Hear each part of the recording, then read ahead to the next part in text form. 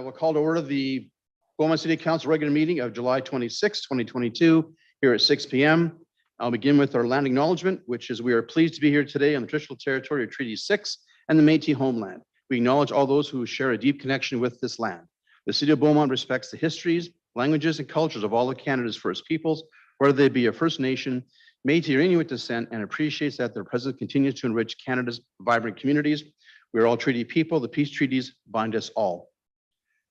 Next on our agenda is proclamations. I have two this evening. First being Prostate Cancer Awareness Month, September 2022. Whereas prostate cancer is the most common cancer among Canadian men, and whereas 1 in 9 Canadian men will be diagnosed with the disease, and whereas an estimated average of 11 Canadian men die from prostate cancer every day, and whereas the survival rate for prostate cancer is 100% when detected early, but 3 or 4 men will die when found late. And whereas since prostate cancer Canada was formed in 1994, the death rate has been cut in half. And whereas awareness and conversation about prostate cancer can lead to screening and early detection and saves lives. And whereas the City of Beaumont supports Prostate Cancer Canada, everyone committed to raising awareness about prostate cancer. Now therefore be it resolved that I, Mayor Bill Danlick, do hereby proclaim September 2022 as Prostate Cancer Awareness Month in the City of Beaumont, Alberta, dated 26th July 2022. Next proclamation is World Suicide Prevention Day, September 10th, 2022. Whereas globally an estimated 1 million people die by suicide each year, 1 person every 40 seconds. And whereas suicide is the second leading cause of death among youth and youth adults 15 to 34 years old. And whereas 1/3 of deaths by suicide are among people 45 to 59 years of age. And whereas social stigma and lack of support resources often silence those suffering from mental illness, and as well as family members who are seeking to recover from the loss of a loved one. And whereas Beaumont residents are encouraged to and invited to be part of the growing conversation around suicide prevention in order to better support those who need it. Now therefore be resolved that I, Mayor Bill Danlick, do hereby proclaim September 10th, 2022 as World Suicide Prevention Day. The City of Beaumont, Alberta, dated 26th of July, 2022. Thank you. Next on our agenda is to adopt the agenda. Administration, are there any changes to the agenda this evening? Ms. Bujaya. Thank you, Mr. Mayor. No, there are no changes to the agenda. Thank you very much. The member of council willing to move the adoption of the agenda as presented. Councillor Cook, Kat, you have the floor. I move that the July 26, 2022 council agenda be adopted as presented. Thank you. Discussion on the motion. Seeing none, council, I'll ask you to vote. Councillor vanNieuwkerk, I believe you're on the phone this evening. How do you vote? In favor. Thank you, Steve. Appreciate that. I'll do my best, remember, Steve, to make sure to look up once in a while and see you waving if you have any questions as the evening progresses. So Councillor vanNieuwkerk is joining us on his vacation. So thank you for taking time from your family, Steve, to join us this evening. Much appreciated. Next on the agenda is the consent agenda, and we have 4 items on consent agenda. Oh, I'm Ms. sorry, Bujaya? could you just declare the vote? Oh, I'm sorry. It was unanimous. Thank you. Thank you. I missed that point. Thank you very much. Consent agenda is as follows. 5A, regular council meeting of July 12, 2022. 5B on the agenda, special council meeting July 12, 2022. 6B, the 56A Street intersection safety study. And 11C, regional initiatives update. Is there a member of council willing to move the adoption of the consent agenda as presented? Councillor Barnhart. Kathy, you have the floor. Thank you, Mr. Mayor. I'd be pleased to move that the council consent to approve the following agenda items without debate. 5A, regular council meeting minutes, July 12th. 5B, special council meeting minutes, July 12th. 6A, 56A Street intersection safety study, and 11C, regional initiatives update. Thank you, Councillor. Discussion on the motion from council. Seeing none, council, I'll ask you to vote on the motion. Councillor vanNieuwkerk, how do you vote? In favor. Thank you. And that carries unanimously. Thank you, council. Next on our agenda is the open forum. We have one open forum this evening. The gentleman will join us at the microphone here. I will turn the mic on for you. And when you're ready, I'll ask you to state your name for the record. My understanding is you have a presentation that's been circulated to council already. All right. Are you planning on going through your 16 slides? You have 5 minutes. I think you're aware of that. Yes. Just want to Okay. make sure I know how to use this properly. Okay. So what happens is because we have your presentation, you can't see the timer. Yeah. At 1 minute left, I'll give you a thumbs up, so you're not caught off guard at the 5-minute point, okay? Sure. So when you're ready, please state your name, address, and begin when you're ready. So my name is Sean Gardner. I'm a resident of Beaumont and I currently reside in Forest Heights. Please proceed. All right. So today my presentation is going to be focused on really asking the question, who oversees the developer? I'm going to be focusing more on Forest Heights, Avilia, who's the developer, and their architectural guidelines. All right, this isn't working. Yeah, no, yeah, I'm going right. Oh, there we go. Oop. There we go. All right, so the two stages I'm going to be focusing on in the guidelines are going to be stage 3 and stage 9. When Forest Heights development concept was first originated, it was designed for low density single family resident community. What we see here is stage 3 and stage 9 development concepts. You'll see stage 3 reflects more of the original low density family development concept. Stage 9 changes that development concept to more of a higher density. You see the main changes here is the through road. You'll see kind of the 47th as it comes around, that cul-de-sac is changed to a through road. You'll see you have a lot of high density areas now in stage 9. Now, when you add on top of this, the bylaw changes where it allows single family homes to have 4 dwellings. The original vision is really not what it used to be. People who bought into this residence with, an understanding it was going to be a lower density are very upset, understandably, and feel kind of misled. All right, now what we have here is the objective by Avilia saying that architectural directive is to achieve the highest possible standard of visual appeal.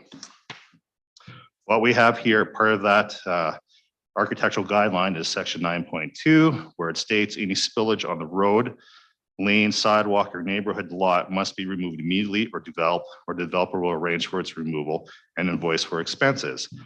As you see by these pictures, we had about 2 years of this, guys. This was an ongoing issue. Residents complained both to Avilia and as well to the city. Usually nothing happened. Really, changes only really occurred when you had your new constable come into place, Eric, is it Christensen, when he was hired recently. That's when we actually started to turn around in this neighborhood.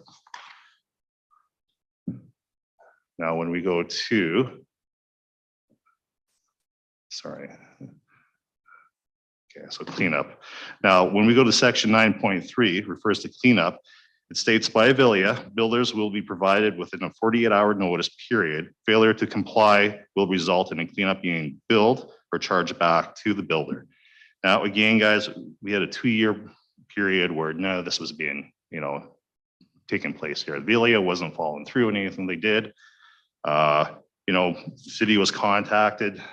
Again, when Sergeant Eric Kirchner came on, things started to change at that point. Now, what we're looking at here is going to be section 4.6, where it talks about driveways are to be located in accordance to the approved driveway location plan. More specifically here, we're going to be looking at lot 58. You'll see in lot 58 that the garage is supposed to be facing towards 40th Street, and that's where the driveway is supposed to be exiting and entering. This is that location. Now, what we have here is the driveway actually exits onto 47th Ave, not onto 40th Street. We have, obstructions being, the fence stone posts, the fire hydrant, corner with 2 crosswalks, ground level utility access, lamp posts. A complaint was made on your guys' land development app, notifying them when the foundation was poured of this potential issue. Nothing was responded onto this, guys. I'm not sure how this even got passed by Avilia or why land developments passed this scenario. What we have here is section 3.5. It talks about front entry steps are to be a maximum of 3 rises per set. Again, you can see by these pictures, and this is quite common, especially in stage 9, that wasn't followed. This may seem minor, but it kind of establishes a pattern that Avilia wasn't following through. Okay, trim materials, again, not being followed through. We look at here, this talks about exterior colors, not to be duplicated. We see this is not the case. If you look at the slide on the right-hand side, the house on the left there, The builder, actually, the homeowner actually contacted the Velia to complain about it. Velia said, we'll look at it after the build is complete, and said, if we don't agree with it, we're going to keep their down payment. I mean, really, to keep their down payment, what can you say about that? Next one talks about weeds. The Velia never followed through, keeping things clean there. This talks about trees, you know, part of the development here, stage 9, was to accept the existing trees. They were all removed. You can kind of see the X marks where it happened. This happened on June 3rd, June 4th. We actually had the urban forest tree planting event, so optics didn't look very good there. And finally, to summarize everything, the question I'm asking here, what mechanisms have been put in place to ensure, 1, residential community development concepts are not significantly changed in later stages? 2, development is held responsible for enforcing development architectural guidelines. 3, the city and its residents are compensated when the developer does not implement his own architectural guidelines. And, you know, the proposal here I kind of came up with, support planning and development by assessing them by law compliance offers that oversee the developer to ensure they are following their own guidelines.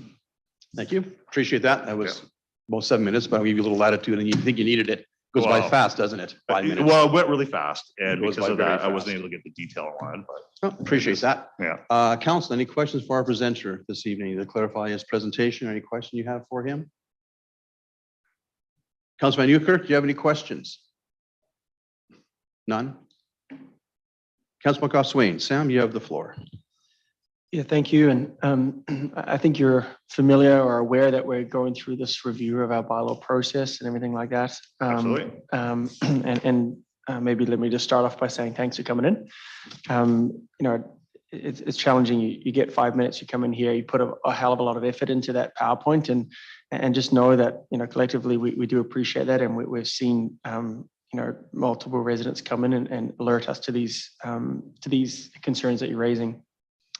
What we have done previously is, you know, obviously we're not going to be in a position today to answer those questions directly, but the purpose of you coming in here is to get those answers. And so what we have done previously is submitted those questions, which personally, I'll speak for myself, I think are fair questions to ask.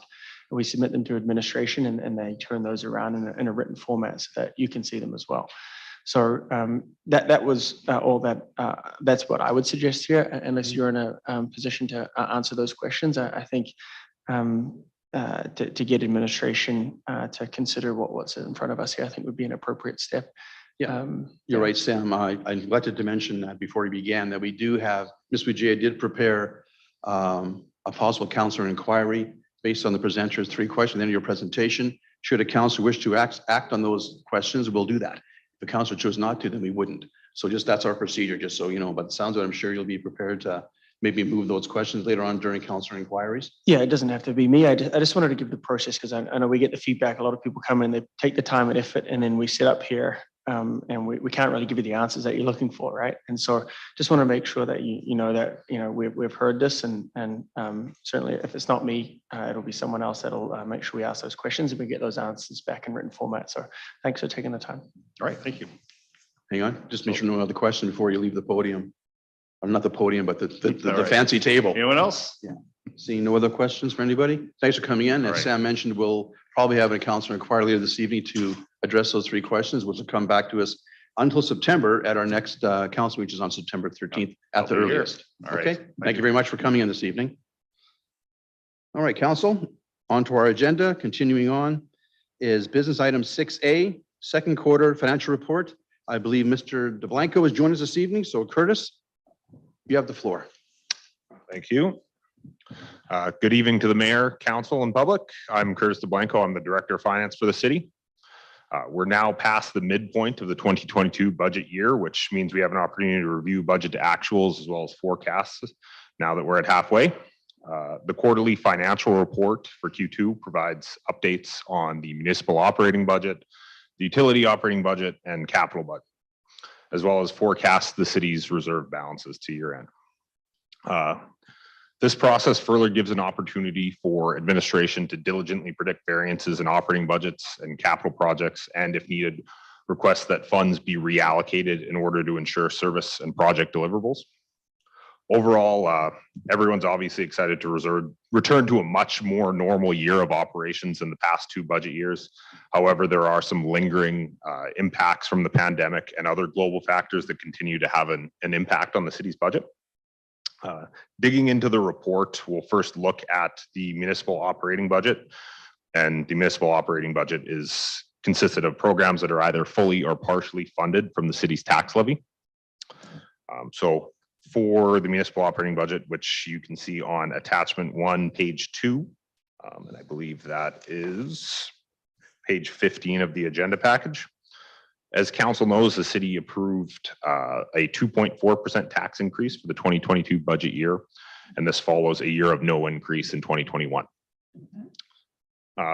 Factors that influence this budget include higher snowfall than was expected. This occurred in the first quarter, and increasing energy prices contributed to $200,000 in additional expenses and contributed to an increased projected deficit in the infrastructure department of approximately $100,000.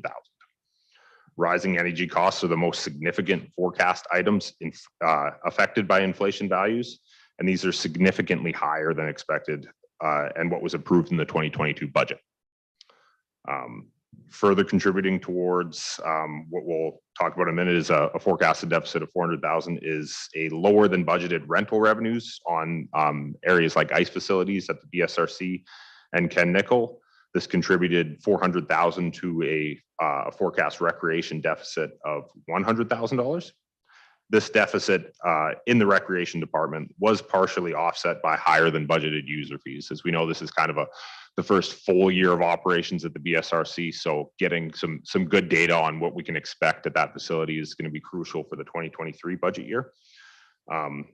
Other items that contributed to the deficit are notably increased deficit in people services, some higher than budgeted personnel costs there in order to meet the needs of the organization. Like I said before, based on the forecast activity to the end of 2022, administration is projecting an overall deficit of $400,000. This equates to a variance of just under 1%, 0.9 of the municipal operating budget.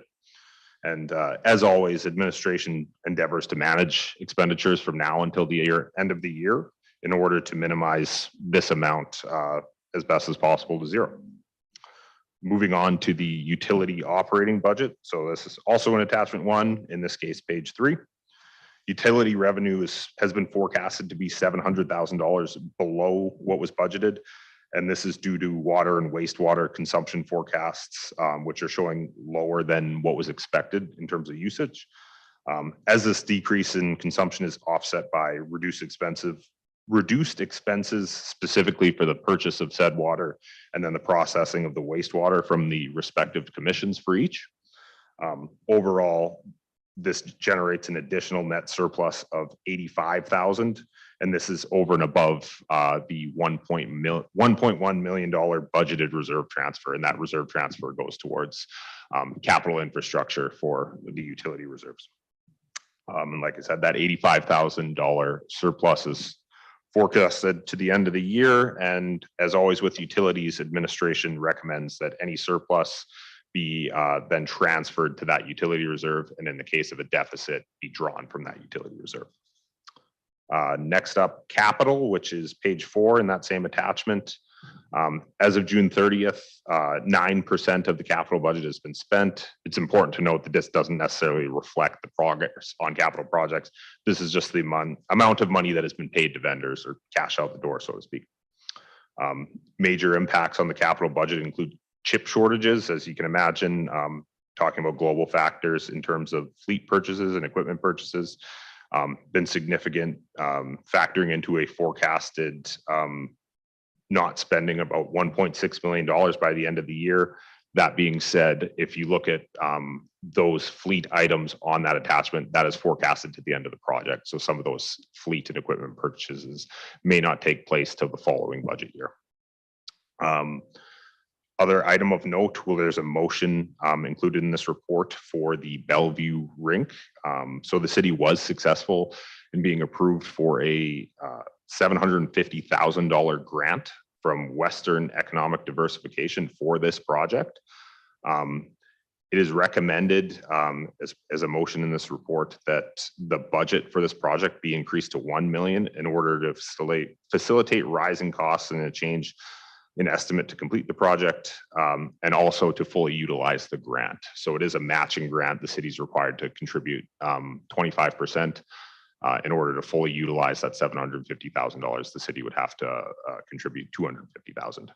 What this does is frees up $500,000 from what was allocated as part of 2022's budget in December back into the grant pool, and that grant pool is primarily comprised of our municipal, MSI grants and formerly federal gas tax.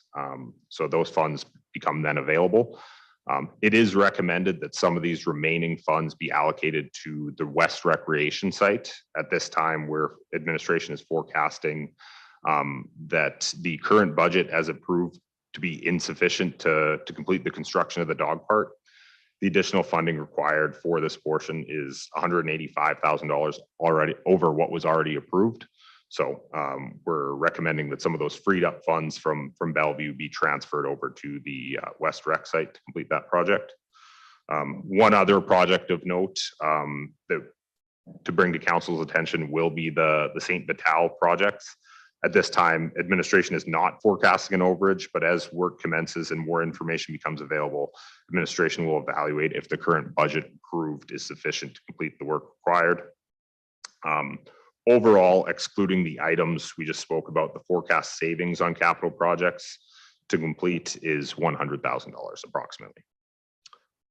Next, on the city's reserve balances, it's estimated that the municipal and utility operating budgets will require reserve draws of $1.4 million and $300,000 respectively.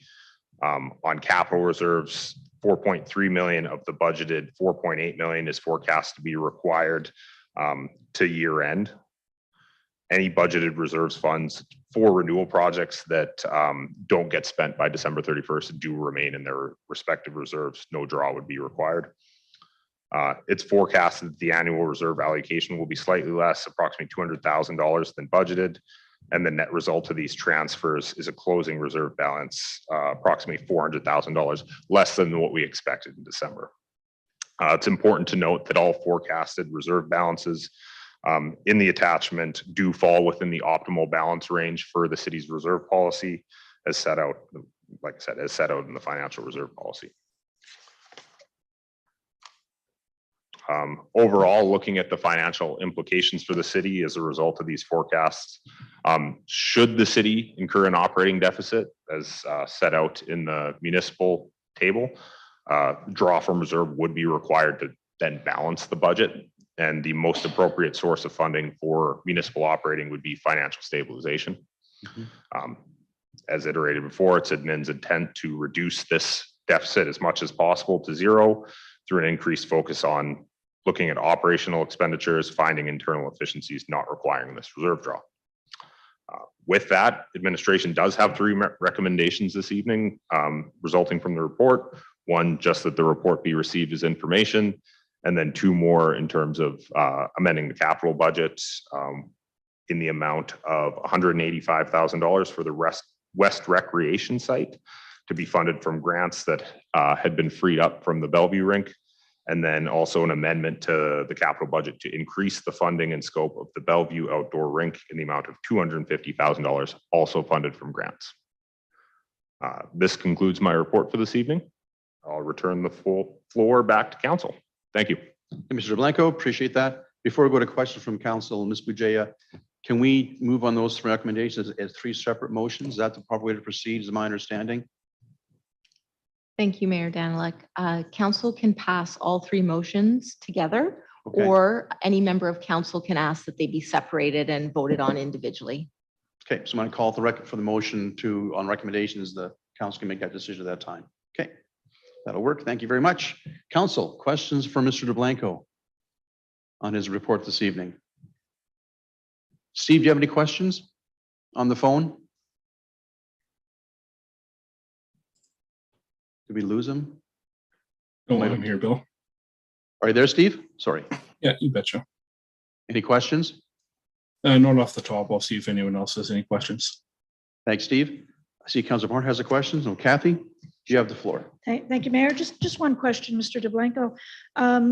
The capital budget being spent by only 9% of it spent, and you commented that that doesn't mean that capital hasn't happened. It's just that the bills may not have been paid yet. I guess the question from council's perspective, is that unusual this time of year to see that number? It seems low to me. I'm just wondering if you could comment on perhaps are there any other factors that are leading to that number? Thank you for the question through the mayor to Councillor Barnhart.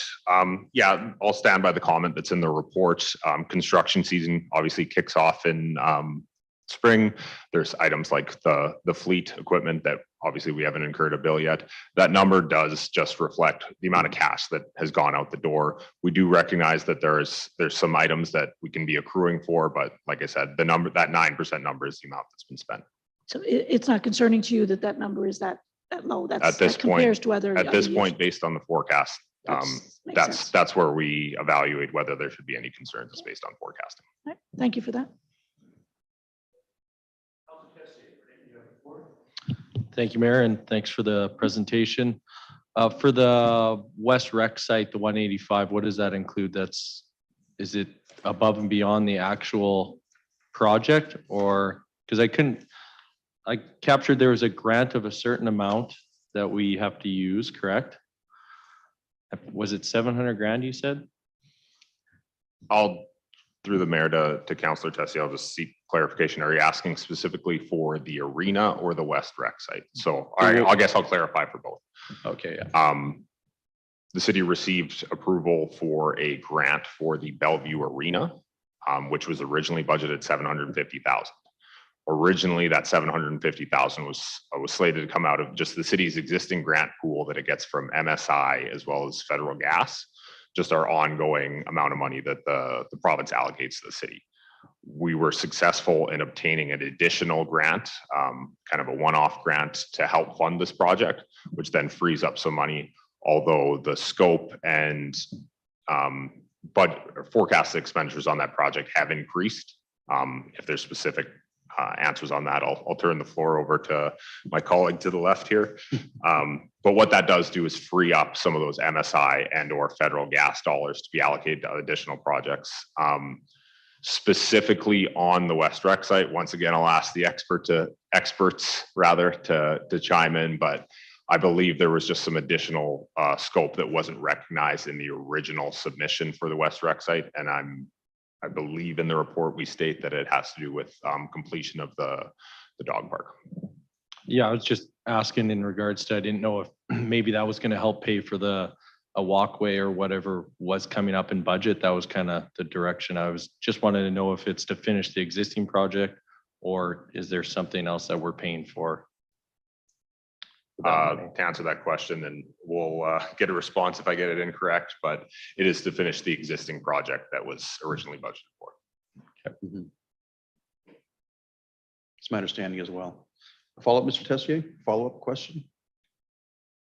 I guess I don't really understand why we have to pay $185,000 more when we already paid for the project that's supposed to be done.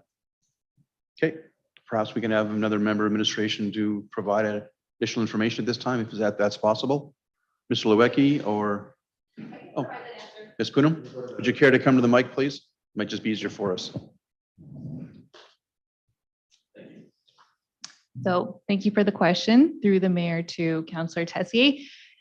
The back dog park, the expanded 8-acre dog park was not properly accounted for in the original ask for the budget. So that was, I'd say an administration error. So that is why we have to ask for the money now. Okay. Okay, thank you. That's your question, Councillor? Yep. Follow-up or you're okay? No, I need a moment. Thank you.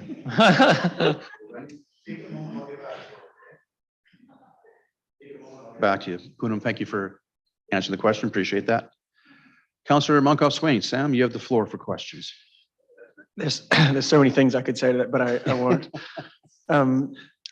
Just my comment on that generally. Just acknowledge the fact that when we were building this in the middle of COVID with all the implications that can cause, supply chain, etc. I personally, just for your awareness, I was surprised that that number was that low, to be honest. Obviously, we'd love to give them a budget and come in and hit it on time and on budget. But just given everything that's going on, I think that's pretty reasonable given where we're at with everything and the quality of what we got out there. It looks sensational. So just to add to that point there. Generally, though, as always, Curtis, just so to pull back on the overall report itself, Mr. DeBlanco, sorry, excellent job as always.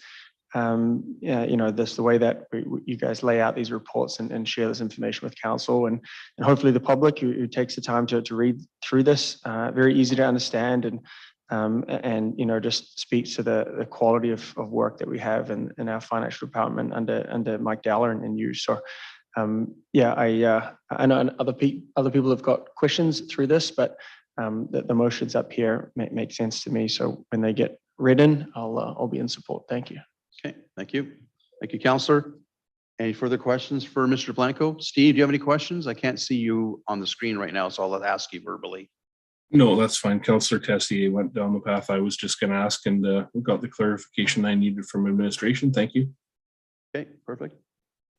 Thank you, Mr. Blanco. Ms. Boonham, thank you for joining us for a moment there. So remember, council willing to move the three motions in front of us or move one motion at a time? I'll open up the floor to make a motion. Councillor Miller, Yeah, I'm prepared to move all three. please proceed. Okay.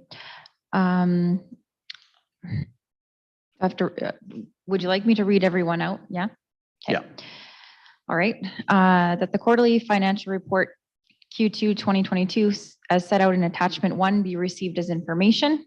Do we vote on them one at a time or no? Just read right through, yeah. And that an amendment to the 2022 capital budget to increase the funding of the West Rec site project in the amount of $185,000 to be funded from grants be approved, and that an amendment to the 2022 capital budget to increase the funding and scope of the Bellevue outdoor rink project in the amount of $250,000 to be funded from grants be approved. Thank you, Councillor. Discussion on the motion. I'll have a quick comment myself. So as Councilman Gosway mentioned, Curtis, Mr. Blanco, the quality of the reports is getting better and better. They're easier to read. They're very easy to follow, which is very a bit good for us and but the public in general be able to read through the reports and understand where things are coming at and where things are going. Is much appreciated. And the 6-month checkup now is very much appreciated. We haven't had them in the past and we're getting them on a regular basis now. So it's very much appreciated. Seeing no further questions or comments, Council, I'll ask you to vote on the motion before you. Councillor Newkirk, vanNieuwkerk, how do you vote? In favor. Thank you, Councillor. And that carries unanimously. Thank you, Mr. DeBlanco. Appreciate that. The next item on our agenda this evening is 6C, pedestrian safety enhancements. Ms. Poonam, are you presenting this evening? Oh, excellent. You have the floor. Thank you very much. Good evening, Council and Mayor. So first off, I'd like to introduce some of my teammates that assisted with this report. We have Parth Mehta, who is our Development Coordinator Engineering, and we have Alyssa Lefebvre from Bunton Associates, who worked on the studies related to this report. So I'm here to present this report on pedestrian safety enhancements. This report is related to two separate council motions, one from January related to 56A Street, for which a detailed report was included in the consent agenda. And the second motion was from May, which specifically requested a report on safety enhancements at crosswalk locations. So the recommendations in this report are based on two separate studies.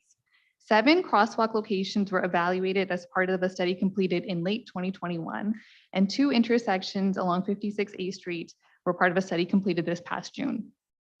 The crosswalk locations in the first study were primarily chosen based on resident concerns expressed to the city, as well as internal observations made by administration and internal requests that came up.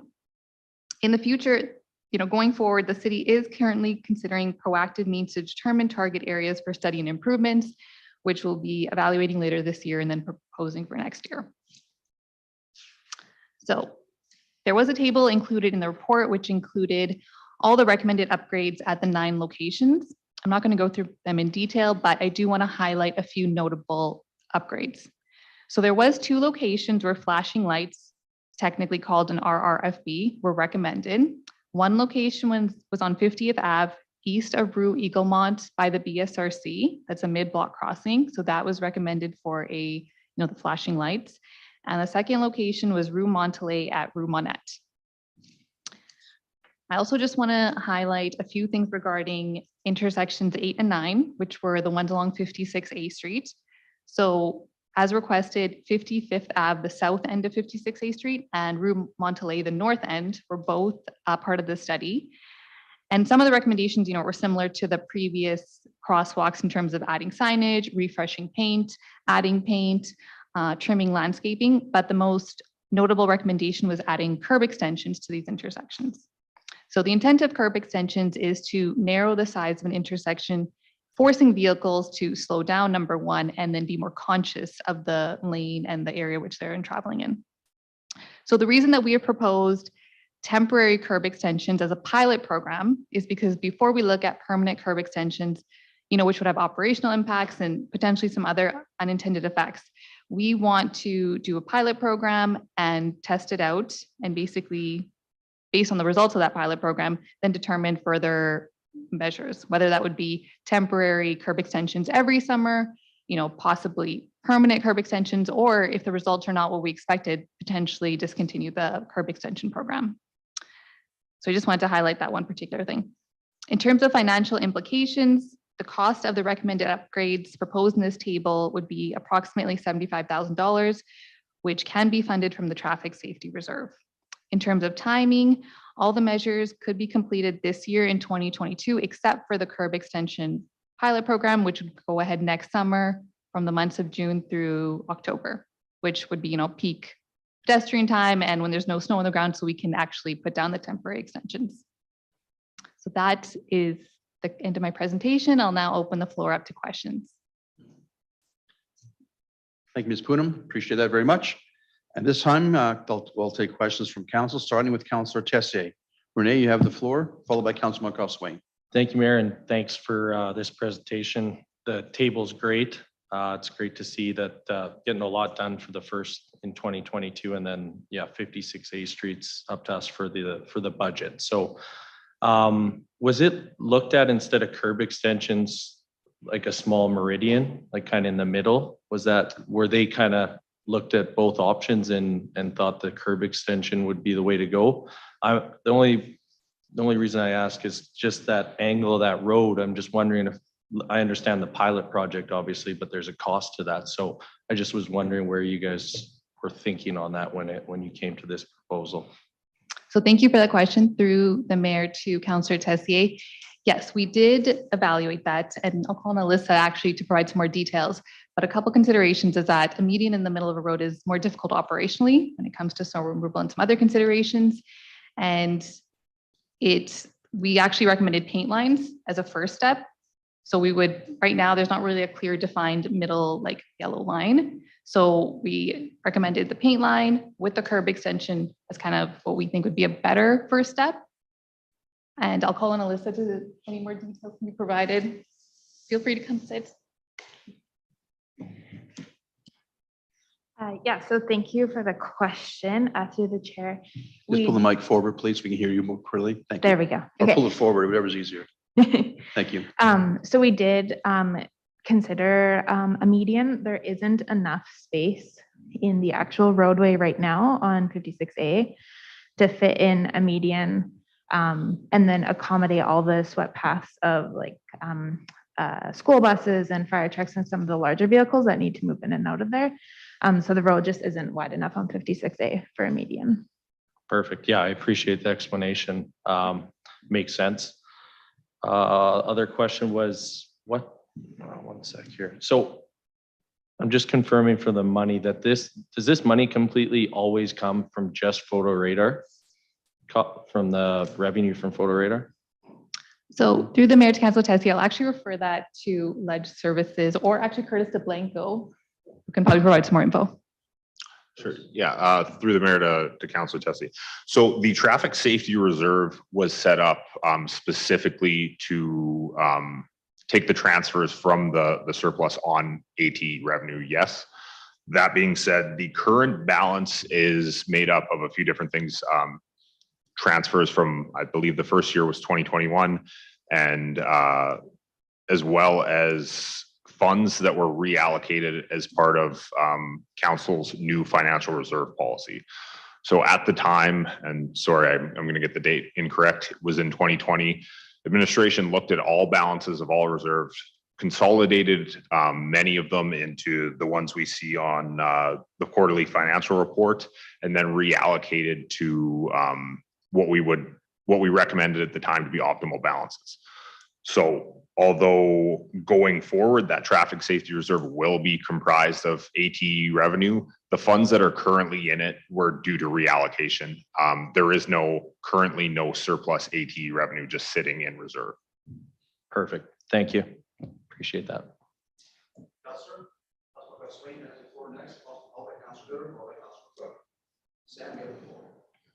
Thank you, Mr. Mayor. Excellent report again, as always. Couple of questions. So, and if it's in here, I apologize. I try to find it. So you touched on it there about not doing the curb extension till the summer of next year. So obviously there's a reason behind that. Could you just explain that? And please forgive me, I grew up on a beach. So if it's something to do with the winter and the snow, then I understand. All right, through the mayor to Councillor Muncroft-Swain. So a couple items. There's various styles of temporary curb extensions that we've seen in Edmonton and St. Albert. So we do need time to consider that and procure them. And the way things are looking, we wouldn't receive them this year. So to try to fit in a pilot towards late fall would likely not be beneficial. And again, with snow, we don't want to run a pilot in the winter to start, at least. We do want to have a pilot in the summer months when we would see the results, and pedestrians would also see the safety improvements for pedestrians the most. So that is why we decided to target next summer. Okay, but it is so thank you. It is something that could be like, if the pilot went well, that is something that could be permanent through year round, or would you consider it kind of just only in the summer? Okay, so through the mayor to Councillor Muncroft-Swain, with temporary extensions, they work better in the summer because with snow clearing equipment, they would not last. They would just get shoveled out of the way or covered up. So if we were going to look at permanent extensions, of course, those would be all year round and we would just our operating snow clearing. But for temporary, it is not recommended that they're done in the winter because they just get demolished. Yeah, no, appreciate that. And obviously a significant part of this is pedestrian, but it's also just the speed of vehicles that are ripping around that corner, or those corners, I should say. And so that's just where my line of questioning was going. So looking forward to seeing where that goes. The second question is just around the RRFB, or just flashing lights to me. I see like a total cost in here is 75. I'm just curious, just from our own knowledge. We've heard feedback from a lot of high school students actually who have just said, look, why don't we have these on every crosswalk? And I've never been able to give a financial answer. Like, do you have a breakdown of what they cost, like what it costs to do one per crosswalk? Does that? So through the mayor to Councillor Muncroft-Swain, I'm actually going to call on Alyssa again, as I believe there are some approximate costs, but I can't guarantee that that's what would be this year for us. Sure, and recognizing, every year is different and all that sort of stuff, but just a rough ballpark, just so in my mind. And actually Parth might be able to assist with this one, because I believe Parth had done some research.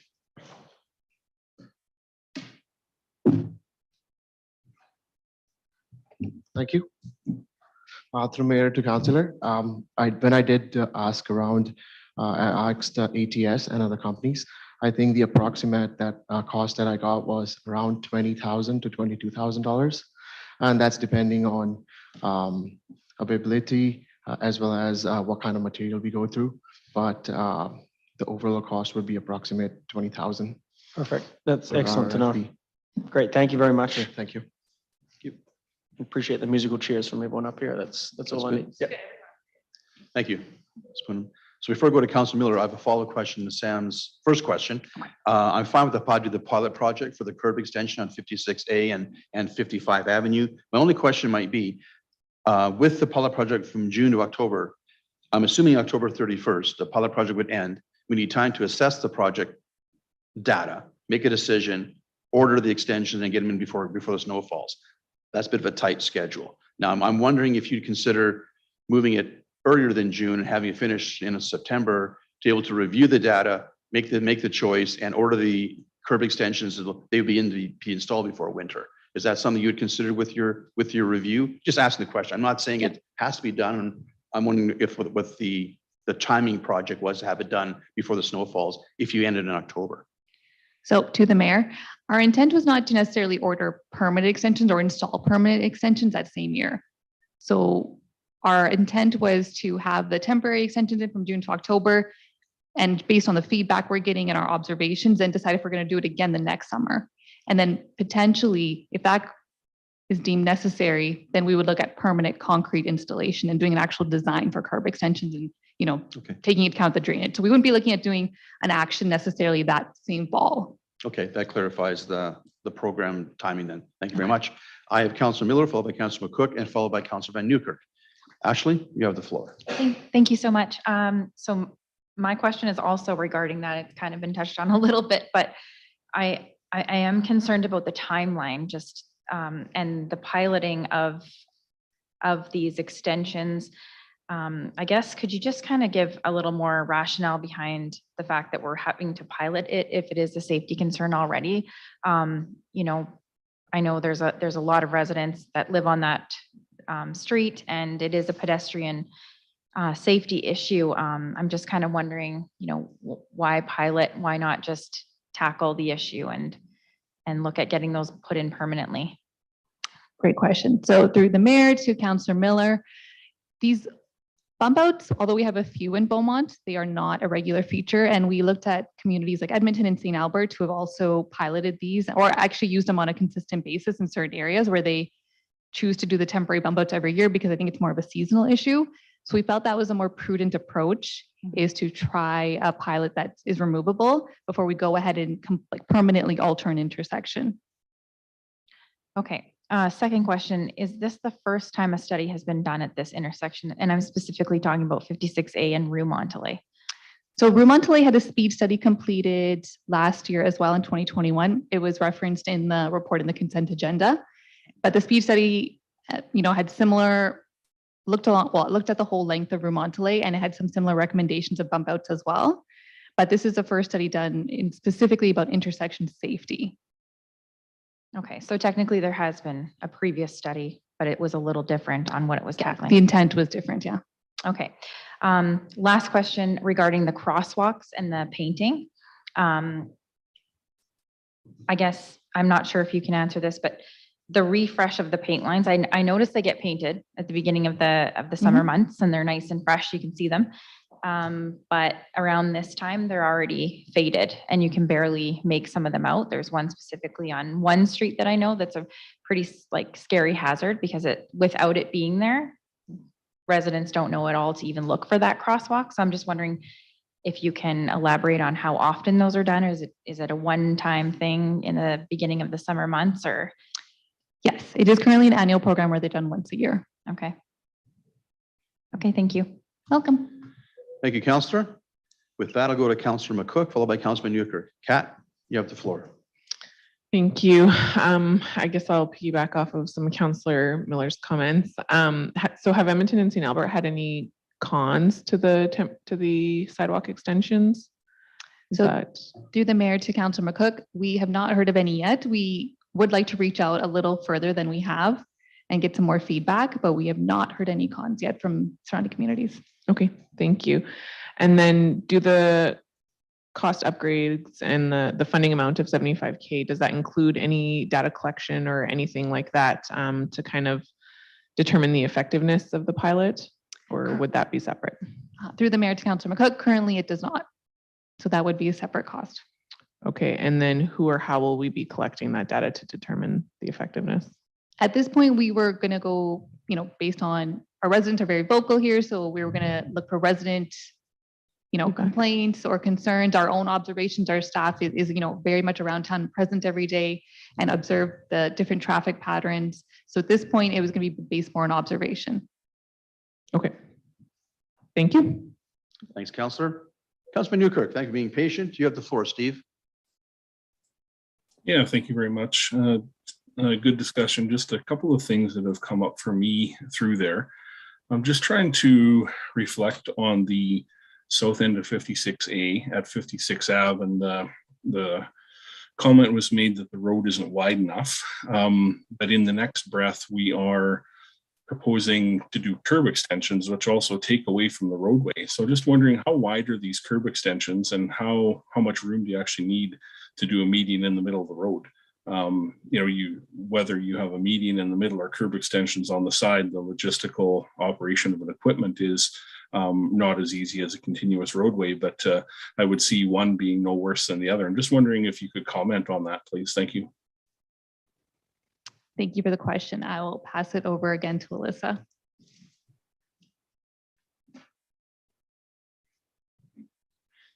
So through the chair, a couple of things went into actually making the decision of looking at medians versus curb extensions. So one being the width of 56A Street specifically is not as wide as 55th Avenue. And so 56A Street has parking and 2 travel lanes. Within center median, there isn't enough space to put a big enough median to make a difference that vehicles won't just like accidentally drive over it. But the other part to that is the curb extensions actually provide other benefits to pedestrians that a median wouldn't.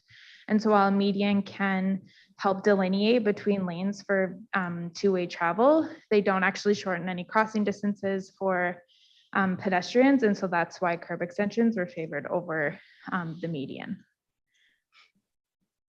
Yeah, thank you for that answer. I think the one of the problems that I see that we need to solve there is actually people cutting that corner too short. So if you had a physical structure in the middle of the road, that slows people down, and that makes people have to swing a little bit wider at least. So I'm not sure that I'm there on that one. How wide are these curb extensions supposed to be? So do you want to answer? Okay.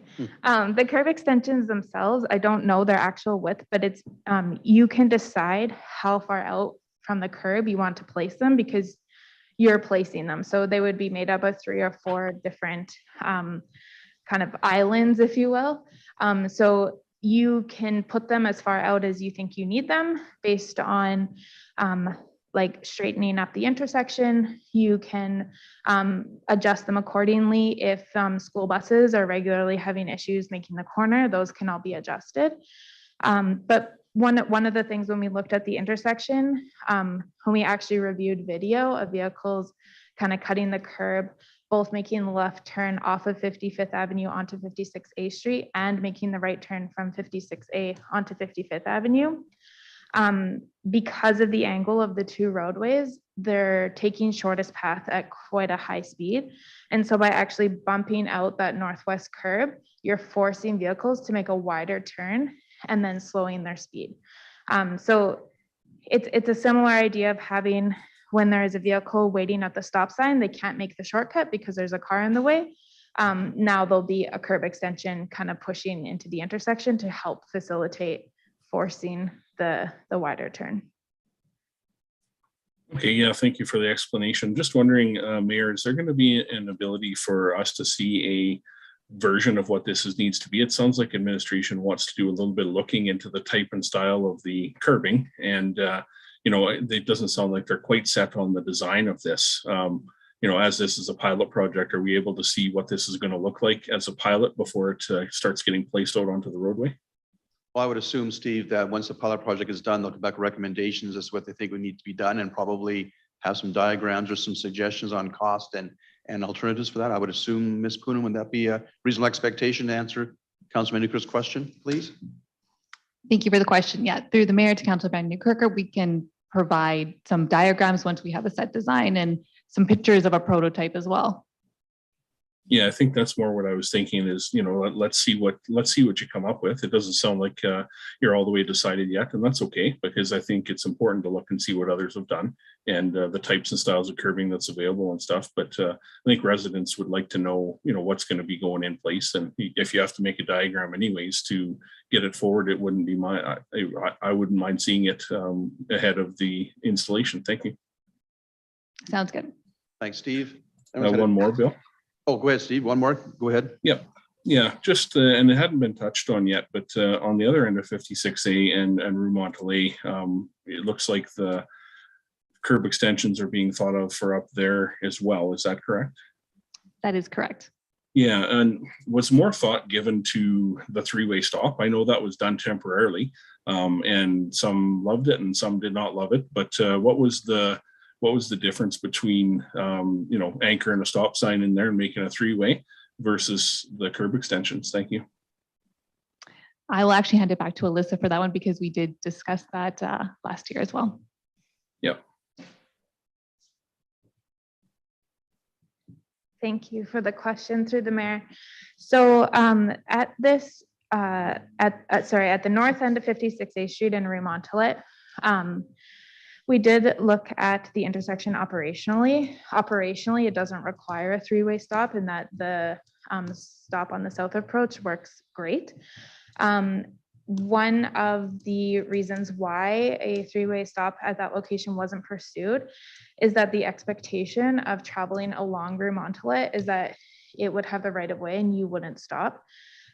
Sometimes that can cause driver confusion and that you wouldn't expect to have a stop on a through road. Instead, the curb extensions were recommended to tighten up the road and make it a little bit more uncomfortable to travel at a high speed through there. And so that was a consistent recommendation with the speed study that was finalized in January. And then again, with the safety review for this intersection. One of the other pieces is that, again, the curb extensions would reduce the crossing distance for pedestrians and just minimize the amount of time that they're in the actual roadway.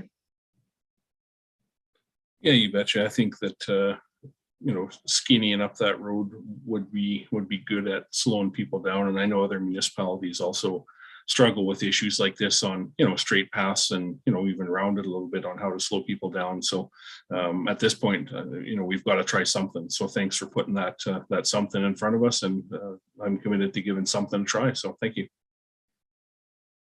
Thank you, Councillor. Everyone's had a chance to speak. I'll say my comments for the end. So we'll do one more quick round of round two with Sam, and then we'll have some couple comments and we'll ask for the recommendation. So Sam, you have the floor.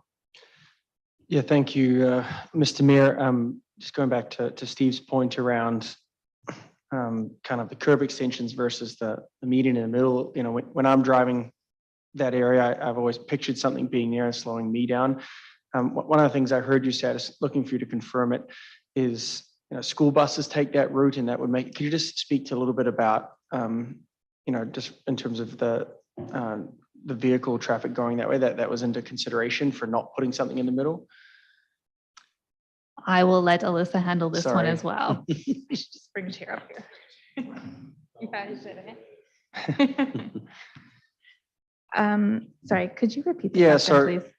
On 56A and Ring Road there, I envisioned something in the middle. That was what I assumed what was going to happen there. But what I heard from you guys is that would make it pretty tough for a school bus to make that turn. And so with the curb extensions, obviously that the school bus can still make that turn. So that was a key part of that analysis. I just want to make sure I heard that correctly. Yeah, so the median, so if we were to put a median on 56A Street, any like larger vehicle turning onto 56A Street, particularly from 55th Avenue, would likely cut that median. So it would probably actually have to be set so far back that you lose the functionality of it at the intersection.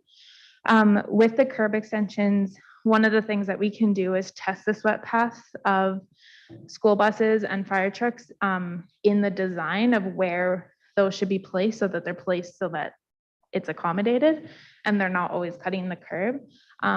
With the temporary curb extensions, you can always make those adjustments. And that's part of the beauty of the pilot program, is that it's relative to actually building new curb, changing your drainage infrastructure and updating all of that. It allows you fairly low cost opportunity to kind of fine tune those pieces and test it, make sure it's going to give us the results we want before you make kind of the big financial commitments. Yeah, I appreciate. Thanks for the answer. I appreciate that. I just share, and the reason why we're all honing in on this is because every councillor, going back years has been approached about this concern on this, right? And so, the challenge for us is we're going to go back and say, oh, great news, we're going to do it. It's going to be coming in a year. And they're going to be like, if safety is a priority, why are you waiting a year?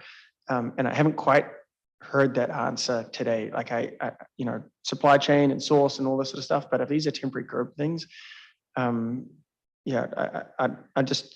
don't think I've got a good enough answer to go back to those residents and say we're going to get it in a year. So can you help me with that, just around that timeline piece? Sure. Okay. Just scooch over. We're doing it. We're going too wide. Yeah. Okay, so through the mayor to Councillor Monk-Swain, we wanted to do good research. We didn't want to just do a, wishy-washy job and throw in concrete barriers, which would be like the quickest solution. So if we wanted something now, it would be literally standard concrete barriers, maybe put a yellow stripe on it and throw them in. So we want to make sure that we look at different municipalities and we order a good product. However, if council would prefer that we do something this year, we can look at something, like I said, of a quicker nature that involves less research. You just characterize it as wishy-washy, so it's going to be tough for me to come back and say, let's do something wishy-washy. So I appreciate that. I assumed that, when we asked for this research and report that that would have been, been done prior to this report coming forward in front of us, right? And recognize you're looking at a whole bunch of things. I don't want to put forward anything wishy-washy to your point, but I just wonder if there's other considerations that we can do, particularly in that one corner. That is the one that we get asked about the most. So, so through the mayor to Councillor Monk-Swain, we are still looking at doing the other measures such as the line painting, the additional stop bar, thickening the stop bar, the landscaping, trimming. We are planning on doing that this year, and we're hoping that will start some improvement in that area. And that's our intent. Yeah. Okay. And then I guess just last one. One more. Yeah. Apologies. No problem. I guess that the last thing that I wanted to talk about, just generally around the communication of these changes and how that occurs. When that three-way stop sign went up on the north side on Rue Montelay, I know a lot of folks found it challenging and how, all of a sudden, like to your point, there's a stop sign in the middle of a throughway that you're going through. So there's a direct engagement with those residents that are the ones who've been raising the issue, right? And that's both on us as councillors to connect with residents, but I'm just curious more from an engagement perspective as we start to look at making these changes around that one intersection of how we can proactively share that feedback or share that information to people, whether it be signage, whether it be through social media, et cetera. Have we thought through how we would go about doing that? So through the mayor to Councillor Monk-Swain, we have not planned our communication strategy, but ahead of doing these upgrades, we would want to release something. So residents are aware that, especially the intersections we're adding the flashing lights at, and these particular curb extensions when they're up, we'll definitely make sure we have a strategy in place.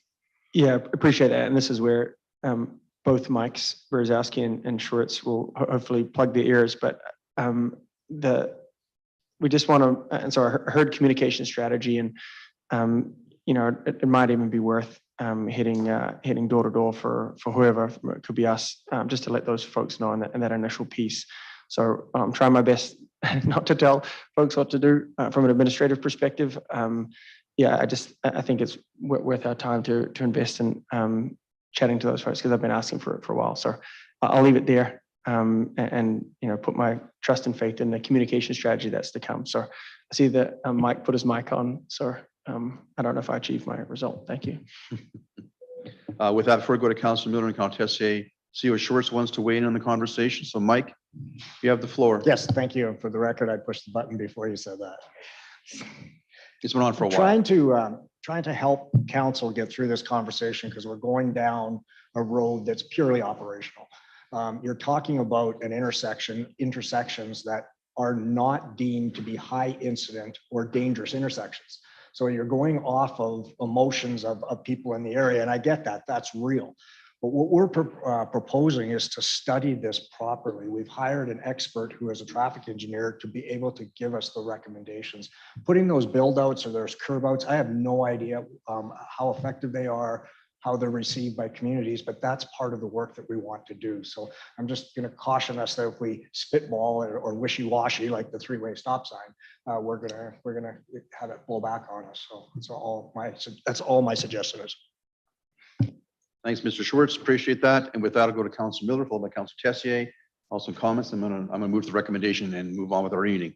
Councillor Miller, Ashley, you have the floor. Thank you. I will make this quick. Obviously, there's a lot of chatter around this area. It's pretty visible to residents that this has been a concern and it was being addressed. So my concern is around the communications, the fact that they are aware that there was already a study conducted on this intersection. So now to go back and, communicate to them efficiently, effectively, whatever we're doing exactly what we already did. We've already communicated to them back in, what was it, January 2021, that we were doing a study on this intersection. So my concern is around how are we going to, A, communicate this to them, and B, how am I going to take this back to residents and say, I want you to effectively know what we're doing, and this is how I'm communicating it to you, but we're doing it again. There's no solution at this point. Do a pilot in 2023. We'll see it maybe 2024. Like, I'm kind of leaning towards the same thing Councillor Munkoff-Swain is what is the solution in the meantime? What can be done in the interim to show them that we're serious about, obviously we know like this is something's going to happen at this intersection, whether it be curb extensions, median, something's going to happen. So what can we do in the meantime to mitigate this issue? So through the mayor to Councillor Miller, so we can look at a more targeted communication approach. We can maybe look at doing, handouts on that street so residents are aware what we're planning. And as I noted, the measures for 2022, there will be work done. There will be the refresh of the paint. There will be potentially some additional signage. There will be some landscaping trimming. So there will be work done this year as well. And if anything, I think that gives us a good segue to notify that, yes, there's work being done this year and also some future work planned for next year. So that's how I foresee this. Thank you. Okay. You're good? I'm good. Yeah. Thank you, Councillor. Councillor Tessier, followed by, I guess, Councillor vanNieuwkerk has his hand up now. So Renee, you have the floor. Quick couple comments is all. For me personally, I'm leading towards one of those smaller medians, and that's just me from being in the city and downtown and looking at that turn when it's winter and they have that windrow. It completely solved the problem because I went and met the residents in the winter compared to the summer, and it's done its job. I think that's kind of why we're all thinking the median's going in there, because in the winter it's there quite often from the snow removal. So that's just a comment is also. Thanks. Thank you, Councillor. Councillor vanNieuwkerk, Steve, you have the floor. And then Yeah, I'll- Yeah, you bet. A new topic. I just missed one of my bullet points I had prepared here, and that was just around the use of reflective sleeves down the posts. Basically, I've seen these in other communities, and I know we do have some of them in Beaumont. And I wonder if basically if you take the sign off and then there's a reflective sleeve that slides down the post and you put the sign back on. And I think there are some around the community right now. I'm just wondering if there was, they're probably a pretty small cost compared to what we're talking about here. Was there any consideration to putting some simple reflective sleeves on just some of the posts around crosswalks to help visibility of those? Through the mayor to Councillor vanNieuwkerk, I don't believe we considered that. However, we can still look into that as it seems like it would be a very simple, addition to some of the signage we've already planned.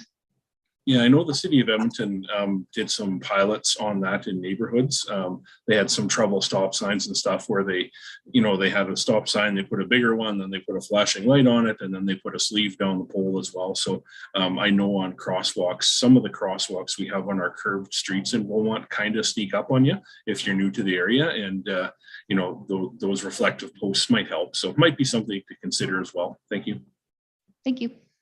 Thank you, Council. Seeing no more opportunity to speak, I'll make a couple quick comments and we'll go on to the vote. I appreciate Council's passion for safety for our residents, as is administration. We're all here for the right reasons, and sometimes things take longer than expected. I personally want to see something done sooner on 56A and 55. Nothing's been done for years. This council will get something done there. It may take us till next year to get everything done, but we'll get it done right.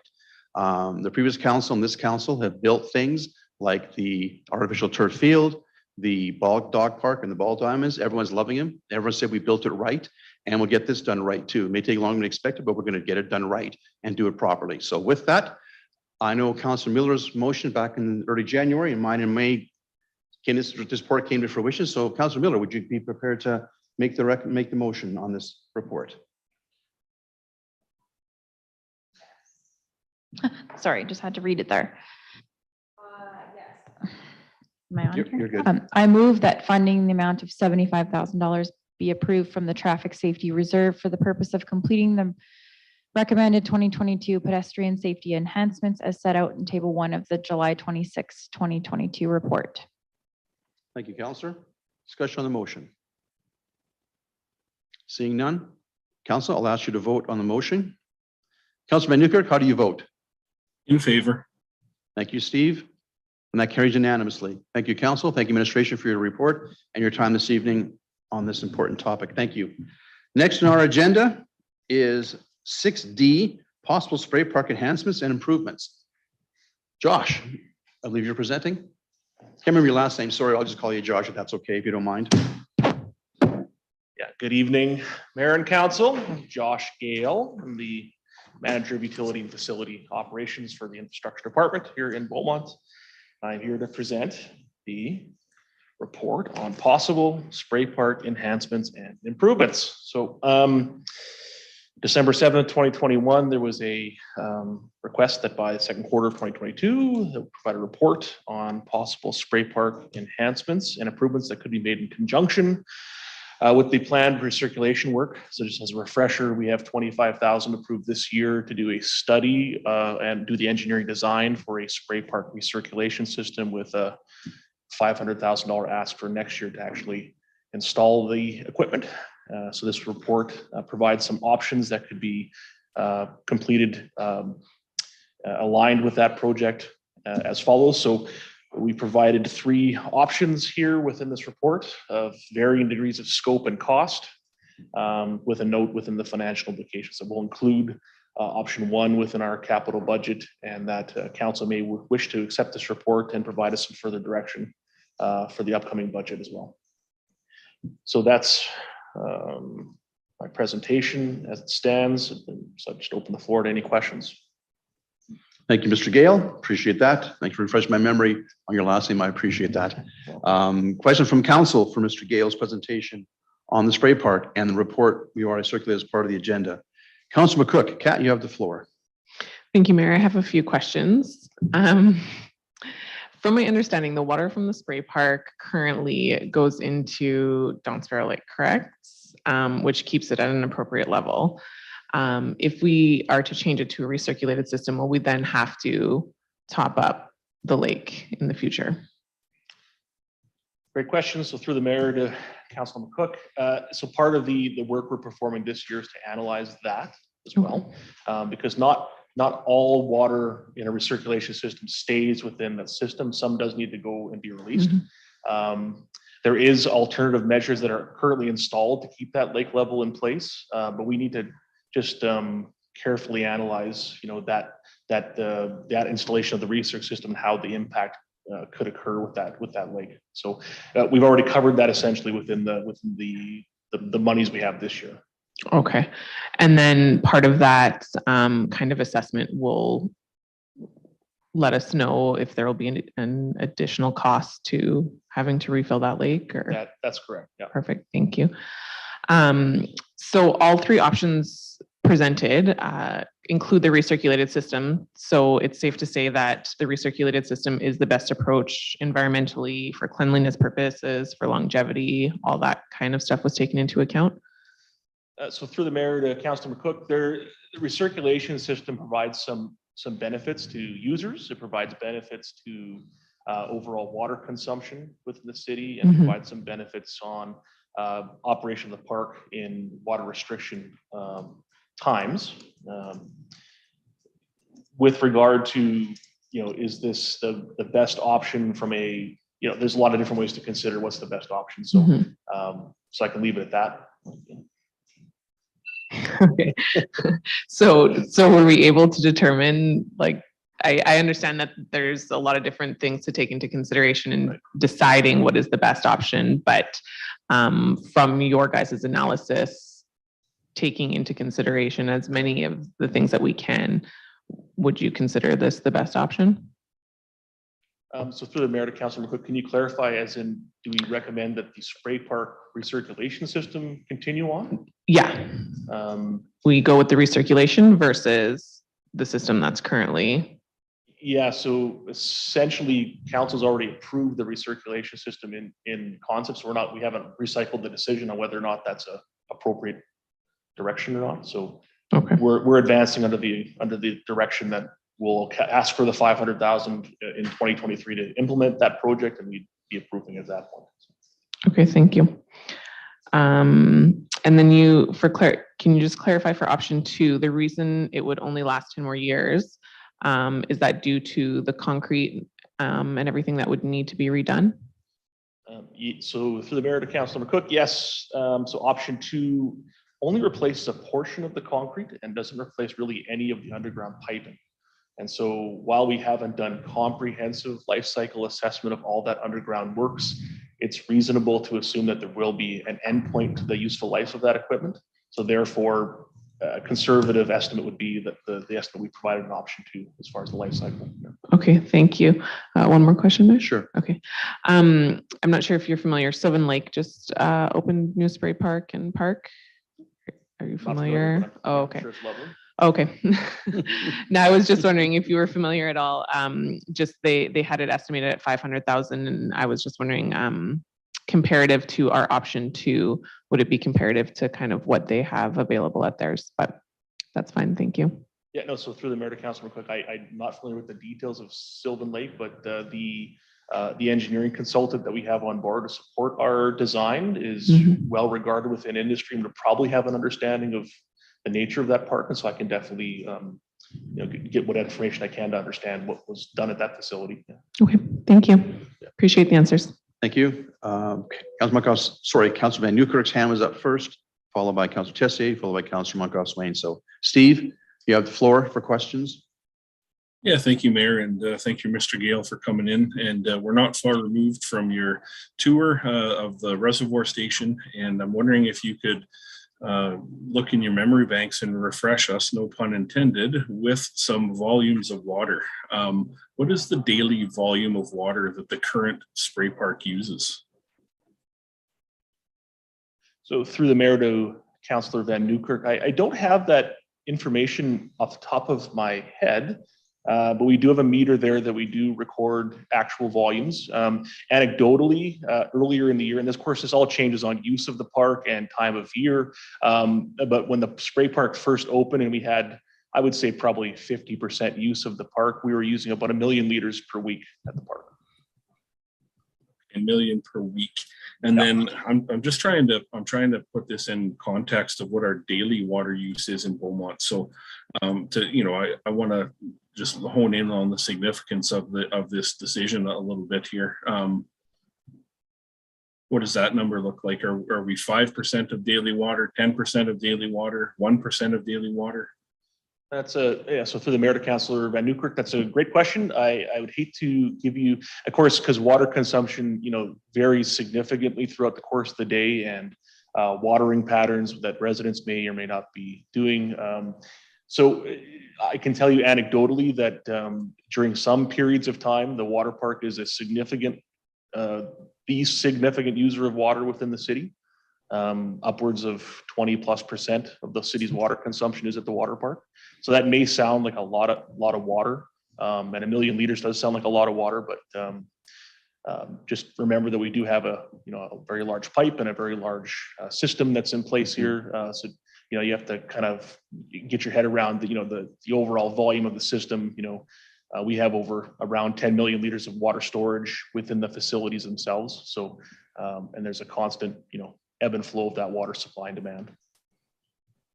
Yeah, you bet. And where I'm going with that is, as you've said, is the direction to date has been, let's get a recirculation system installed, right? And you just reiterated that fact. And, the options put them in front of us are, what is it, 100 grand, 500 grand and $1 million. And that's on top of the 500 for the recirc system. And those numbers, that 1.5 million still hasn't put in washrooms, paths, picnic areas, shelter, lighting, and all of that would go around this facility yet. So this project in its entirety has the potential to be a huge lift, upwards of 1.75 to $2 million in itself. So I think it does behoove us to do a little bit of a look around, similar to what Councillor McCook said on Sylvan Lake. And, being on vacation right now, I've been honing in on, what are others doing and what does the new shiny stuff look like around? And the one thing I just can't wrap my head around, and I don't know, and I hope our consultant can help us, is what we can get for the amount of money that we're looking to spend. So, if there is any information that comes to administration that, maybe tells us that we should course correct on any of these decisions, I hope the administration would bring that to us. So. Thank you, Councillor. Just remind Council, this report is for recommendation for information. Should be debating the options 1, 2, and 3 for budget time, but has money attached to it. So we'll keep our questions kind of in the general side as opposed to debating the option this evening if we could. I'd appreciate that. Councillor Tessier, you have the floor, followed by Councillor Monkoff-Swain. Renee, you're good? Thank you, Mayor. Yeah, I don't know if I can make promises to your ask, but I'll try to stay on the line here. So from what I understood in budget, we put forward the 25 grand to look into the recirculation system to come back with the understanding of how it works, how much water are we saving compared to how much we're losing, compared to how much maintenance is there. Will the spray park be shut down more often than not? Are other communities using it? From who I've talked to, there's not a whole bunch out there, and it is high in the maintenance realm of things. So is spending 500 grand worth our time to put that system in, or is it better just to upgrade the system at that $500,000? Yeah, so through the mayor to Councillor Tessier, that's a great observation. There is a risk benefit or cost benefit analysis we can continue to perform on the recirc system. If council would prefer us to do it in that way. Certainly installing a recirc system is essentially like building an outdoor pool. So all of that legislation now applies. So we have to have continuous supervision by pool kind of attendance at the park. There will be potentially some impact on change room and washroom facility requirements when you have an outdoor pool at that point. So there's a whole host of impact that could be present when you endeavor to go towards a recirculation system. And to your point, anecdotally throughout industry or throughout communities, how much extra service do you deliver out of that recirc system? Maybe perhaps you have a week or two every couple of years where the recirc system provides the facility to be open during the day when there's a water restriction on, and is that worth the effort rather than, say, to your point, taking that capital and investing it more in a renewal perspective, right? Yeah, exactly. You nailed my question. So that's, to me, I rather see us upgrade the system, and if we end up building a brand new one somewhere else in the city as we grow outwards, looking at those two systems a little bit differently. So especially when it comes to an outdoor pool, completely different game, more employees, more costs. So just a comment, and thank you for that. Yeah, and just maybe this note there through the mayor, Council Tessier, the operating impact of the recirculation system was characterized and put into the forward budget. So understanding that operating impact, we've done that work already, so we do understand what that could look like for us. Perfect, thank you. Thank you, Councillor. Before I go to Councillor Monkoff-Swain, so I think you get the impression we're very curious about this operation. So be very well prepared for budget time when we debate these three options as to which one will be the best. So I'll look forward to your presentation at budget time. I'm sure we'll be discussing these options in great detail. Councillor Monkoff-Swain, Sam, you have the floor. Yeah, I'll help you out a bit here, Bill. So the recommendation is that we receive the report as information, but I'd like to be a bit clearer than that and just direct administration to bring it back to budget. And trying to work with Sandy, who's scrambling away in the background to craft that motion. One of the things that I'm personally interested in is, and Tessier, Mr. Councillor Tessier touched on was just if we are to look at that replacement, not necessarily being in that location, right? Like, are there other options? Obviously, it's a beautiful park and it attracts a lot of folks, but is there another location if we were to look at a new one, what that would look like? So my thoughts would be to put a motion up that directs this conversation to budget. Obviously, some great work here, and we can get through that. So if you're willing to entertain a motion, happy to move that forward so we can move it to budget. So Actually, on that point, Sam, I was the impression it would come back at budget, so maybe we need to fine tune the motion so it's more specific. yeah, I'm it fine just with says to be received as information, and I'm sure that Yep. from this conversation, but to be more specific, I'd rather direct administration to bring it back Please so make the that it motion. does come there. So if you just give me 3 seconds to read it to make Yeah, sure it please lines do. up. 3 seconds is up. You start the clock. I'll give you 10. Yeah, so I'll thank you, Sandy, as always, brilliant. So I'll move that the July 26, 2022 report, possible spray park enhancements and improvements, be referred to council as part of the upcoming budget process, and that administration provide additional information on options for alternative locations for a future spray park. If I get to speak to Thank you, that, Chair. Councillor. Discussion on the motion. Sam, will you speak to your motion, please? Yeah, so the one thing I'll just I'll highlight here is, and I'm sure everyone is well aware of this, it's great to go through these things and take a look at these numbers, but as we've referred multiple things back to the budget process, and there's multi-millions of dollars of stuff that's coming in front of us, right? So like I like having these focused conversations because it helps us dive into this particular issue, but when you see the bigger package of what we need versus what we want, I think that's going to be an important part of budget. So we'd all like a brand new spray park. Whether we can afford is another thing. So I'll leave it there. Looking forward to that information coming back. Thank you. Thank you, Councillor. Any further discussion on the motion or questions on the motion? Steve, you're good? Yep. Thank you. With that, Council, I will ask you to vote on the motion before you. Councillor vanNieuwkerk, how do you vote? In favor, Mayor. Thank you. That carries unanimously. Thank you, Council. Thank you, Mr. Gale. Thank you. Much appreciated. And with that, Council, we're at 7:27. We'll take a 5-minute break and reconvene in a little more than that. At 7:35, we will reconvene, continue our meeting. Thank you.